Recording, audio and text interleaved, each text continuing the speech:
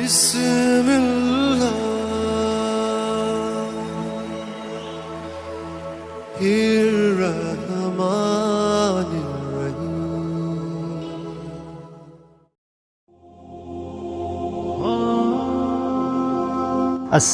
अलैकुम मेरे मोहतरम अज़ीज़ दोस्तों।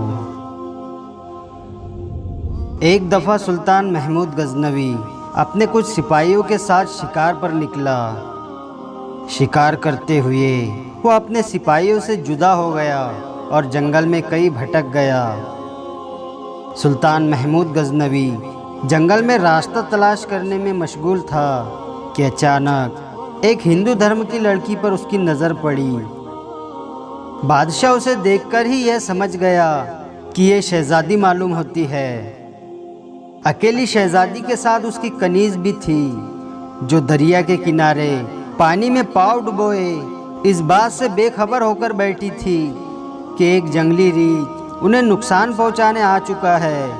इस वक्त तक के बादशाह का तीर उस जंगली रीछ के हलक के आर पार होता। वो रीछ शहज़ादी के कनीज़ को एक हाथ के पंजे से जख्म दे चुका था। इससे पहले कि शहज़ादी अपना तीर कमान संभालती, शायद बहुत देर हो जाती। सुल्तान महमूद गज़नवी ने पेदर पे 3 तीर उस जंगली दरिंदे पर दे मारे, जिससे वो ढेर हो गया। ये मंजर देखकर उस हिंदू शहज़ादी को ये जानने में मुश्किल ना हुई कि इस महारत और बहादुरी का मुजाहरा एक जंगजू सिपा सलार ही कर सकता है। शहज़ादी ना जानते हुए कि ये कोई आम जंगजू सिपा सलार नहीं, बल्कि एक ताकतवर इस्लामी लश्कर का सरबराह है। और फिर बादशाह की तरफ मुतवज्जा हुई और अपना तारुफ कराते हुए बोली, मेरा नाम समर्ती है, मैं जयपुर के रियासत के महाराज की बेटी हूँ। मेरी जान बचाने का शुक्रिया। मैं तुम्हें अपने पिता से कहकर फौज में कोई आला ओहदा दिला दूंगी।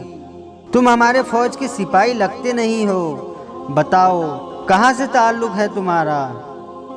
शहज़ादी तो ये नहीं जानती थी कि उसके सामने कोई मामूली सिपाही नहीं है, बल्कि सुल्तान महमूद गज़नवी है, जिसके नाम से ही हिंदू महाराजाओं के होश उड़ जाते हैं। सुल्तान महमूद गज़नवी ने मुख्तसर अपनी शनाख्त जाहिर ना करते हुए कहा कि मैं किसी और फौज का सिपाही हूँ, और कहने लगा, चलिए मोहतरमा, मैं आपको किसी महफूज मुकाम पर पहुँचा देता हूँ। आप मेरे पीछे चलती जाए।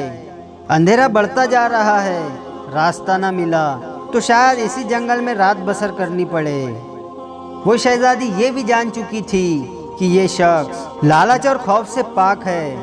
वो बादशाह की नज़रों में हया देखकर खुद को महफूज समझ रही थी।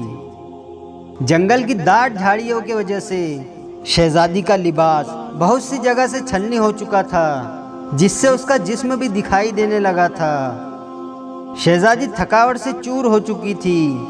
सुल्तान महमूद गज़नवी ने शहज़ादी को सख्त पत्थर और दरख्त की तरफ इशारा करते हुए कहा, शहज़ादी साहिबा, आप इधर आराम कर लो। रात की तारीकी बढ़ रही है और मौसम भी ख़राब हो रहा है। अंधेरे में घने जंगल में सफ़र करना दुश्वार है।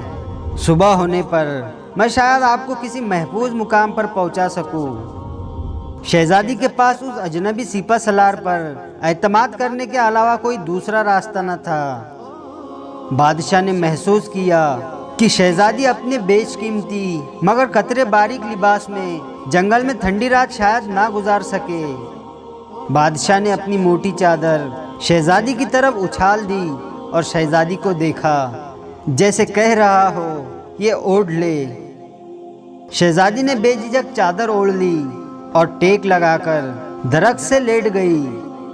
शहज़ादी की नज़रें बादशाह के चेहरे की तरफ जमी हुई थी।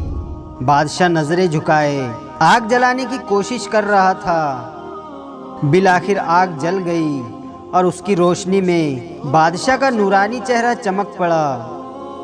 बादशाह ने शहज़ादी की तरफ कतई नज़र मिट्टी से तयम्मुम किया और नमाज पढ़ने लगा। शहज़ादी को झटका लगा कि ये तो मुसलमान हैं। शहज़ादी इस तसव्वुर से ही काँप गई कि कहीं गजनी के लश्कर से तो नहीं। उसने सोचा कि ये तो लुटेरे हैं, गाय भैंस बकरी सबका गोश्त खाते हैं और ये तो मुझे जिंदा नहीं छोड़ेगा। लेकिन अगले ही लम्हे शहजादी उसके गुजरे हुए वक्त को याद करने लगी। अगर ये इतना जालिम होता तो मुझे रीछ से न बचाता। ना चाहते हुए भी शहजादी का दिल फिर से इत्मीनान व यकीन से भर गया। बादशाह नमाज के बाद दुआ करते हुए ज़ारों कतार रोने लगा और रोते हुए बादशाह ने अपने खंजर की नोक अपने पाँव के अंगूठे पर रखकर उसको दबा दिया। शहजादी देखती रही कि ये नौजवान मर्द मुझसे गुफ्तगू में बेतकल्लुफ़ नहीं होना चाहता। जब सुबह हुई तो बादशाह ने शहजादी से कहा, अब हमें निकलना चाहिए। रास्ते में कुछ दूर जाकर बादशाह को एक सफ़ेद पत्थर पड़ा हुआ मिला। बादशाह के सिपाही निशान छोड़ गए थे। ये उस ज़माने का एक तरीका था कि जंगल में पत्थर छोड़े जाते थे ताकि पीछे आने वाला रास्ता जान सके। बिलाखिर शहजादी और बादशाह एक हमवार रास्ते पर आ पहुँचे। कुछ दूर एक छोटे से गांव के आसार नज़र आ रहे थे। ये आपकी रियासत का ही एक गांव मालूम होता है। गांव पहुंचने पर शहजादी ने वहां के मुखिया से कहा कि हमें 2 घोड़े और कुछ खुश्क अनाज दिया जाए। फिर शहजादी ने बादशाह से कहा, अजनबी, हमें तुम पर बहुत हैरत हुई। तुम किस मिट्टी के बने हुए हो? तमाम रात तुमने अपने खंजर से जख्म खरीदते रहे और मेरी तरफ कोई तवज्जो न दी। तुम चाहो तो हमारे साथ महल चलो, हम तुम्हें अपनी जान बचाने के बदले में इनामो कराम से भर देंगे। सुल्तान महमूद गजनवी ने घोड़े पर सवार होकर शहजादी से कहा, शहजादी साहिबा, जख्म इसलिए खरीद रहा था आपका हुस्न मेरे ईमान को जद न पहुँचाए और मेरी तवज्जो मेरे दर्द की तरफ रहे, आपकी तरफ ना बढ़े। शहजादी तो बादशाह को अजनबी सिवा सलार समझ रही थी और फिर कहने लगी, क्या तुम्हें यह मौका गंवाना चाहिए था? हमसे मुलाकात के लिए लोग अपनी रियासतें हमें देने को तैयार है और तुमने वो मौका ऐसे ही गंवा दिया। सुल्तान महमूद गजनवी ने कहा, सुनो शहजादी, मैं मुसलमान हूँ और मोहम्मद अरबी का गुलाम हूँ। मेरी नज़रें आपके जिस्म पर नहीं, अपनी रूह पर थी। शायद मेरे जिस्म से गुनाह का दाग धुल जाता, लेकिन मुझे अपने रूह पर गुनाह का दाग लिए अपने नबी हज़रत मोहम्मद सल्लल्लाहु ताला अलैहि वसल्लम के सामने पेश होना गवारा न था। शहजादी ये जवाब सुनकर उस सिपाही का अपने मजहब से लगाव देखकर उसके किरदार से मुतासिर हुए बगैर ना रह सकी। जैसे उसका दिल उस अजनबी के मजहब और ज़िंदगी में शामिल होने को बेकरार हो। ये कहकर बादशाह ने इजाज़त चाही।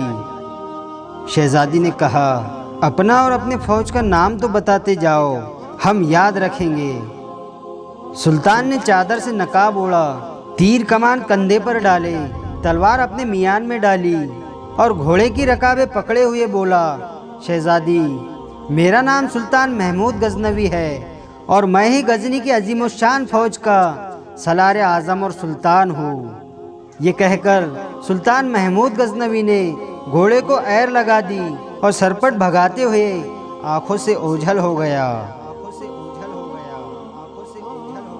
तो मेरे मोहतरम अज़ीज़ दोस्तों, सुल्तान महमूद गजनवी को कुछ जाहिल लोग चोर और लुटेरा कहते थे, लेकिन हकीकत कुछ और है।